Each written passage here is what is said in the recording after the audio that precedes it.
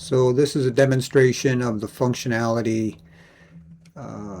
being added to GRBLHAL to support Cutter-comp.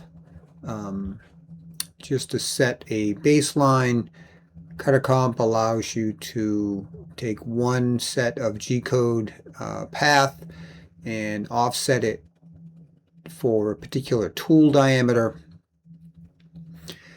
There's a couple of ways that Cutter-comp is used. I think it's probably most common these days for the G-code path here in blue to represent the center of the tool as it comes from the cam system. So the part profile would be smaller than this shape. So that's probably most common, but it's also possible to have this blue profile be the actual part shape. So the Cutter-comp is the entire tool diameter. So sometimes that's called part profile programming, and then the other mode sometimes is called wear offset. So if the cam system already offset the path by half the tool, then you would typically put in a wear offset, a very small value typically in your offset register. So we want it to be able to support both. There's a little bit more calculation that goes on when you try to offset a profile with a full tool radius, but nonetheless it is supported with both. So if you look at this program, you'll see here's G41, G41.1. So there's two methods of determining the cutter diameter. G41.1, Linux CNC calls it dynamic mode, I believe. So the D value here, following the G41.1, represents the actual diameter, not a register. So in this case, it's 0. And I just wanted to demonstrate that when it is 0, the Cutter-comp processor is completely bypassed, and the tool just follows the program path. I've got a couple of markers here just for testing. The first one is an M00, and the next one is a dwell for a couple of seconds. I've modified this is IO sender. I've made some modifications just to help me debug things. So you can see that's exactly following the path. And in case you don't know how this works, the GRBLHAL system sends back position data here. You can see so every so many milliseconds you get a feedback of where the position of the tool is, and that's how it is plotted here. So sometimes it looks a little steppy. That's just because of the way it's showing the tool position. It's not a perfect stream of what's actually happening at the machine. Just wanted to get that baseline set. So I'm going to go ahead and change my tool diameter. We'll make this to 0.3. This is all in inches, and we'll just save that. Come back to IO sender, refresh the file. I've also made a little change here to make it easier for me, again, to troubleshoot, where it'll plot the actual tool diameter that it gleaned from this line. So now when we process this, we should see,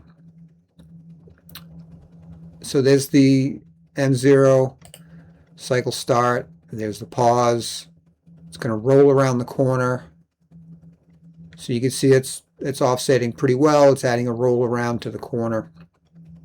And here when it comps out, it comes tangent to the last line as it cancels the Cutter-comp. And you can see in the console, you'll actually see message output when the comp is off, and when it first comes on, you'll actually see it down here in the status also. It outputs the radius value and the type of corner treatment. So let me explain what that is all about. So this is kind of an extra credit that has been coded in looking at the Fanuc manual, you could see that they support a couple of different corner conditions. One is a linear, kind of like a chamfer.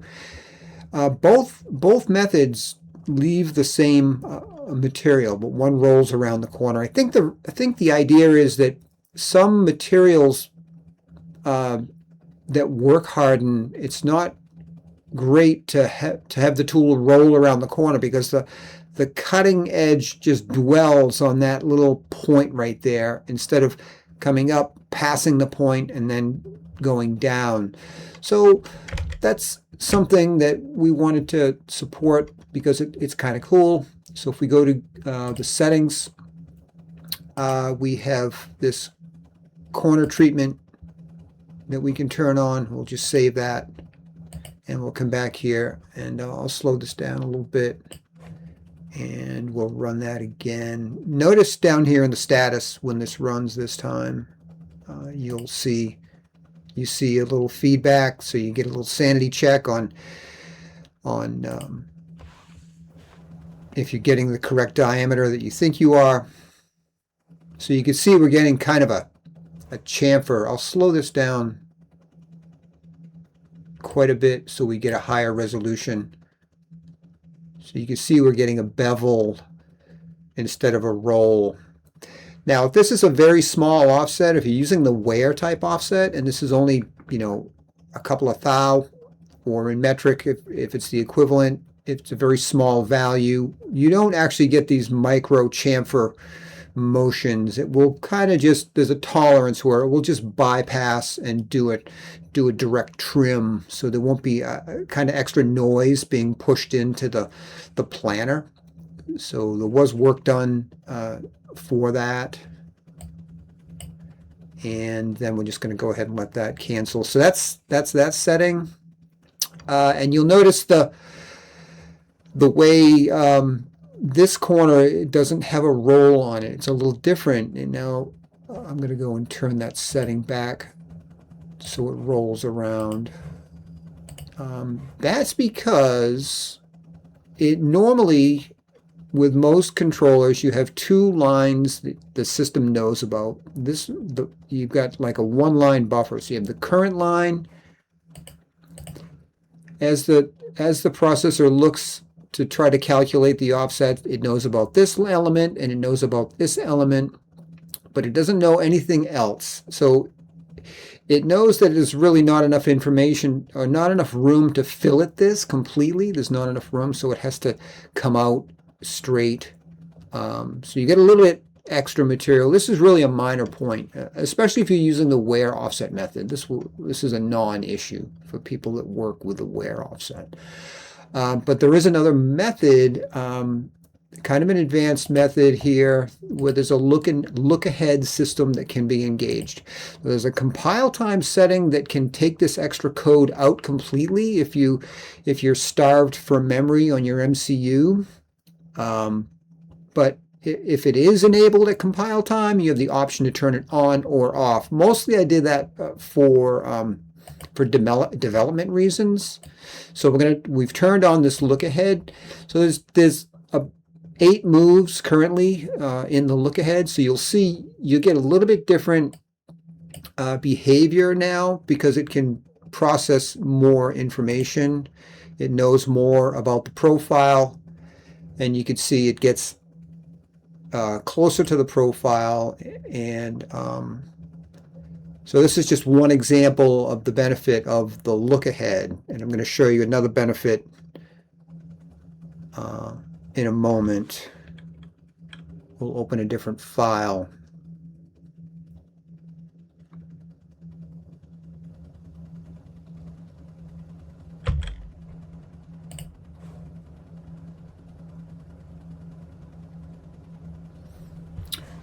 So we'll go open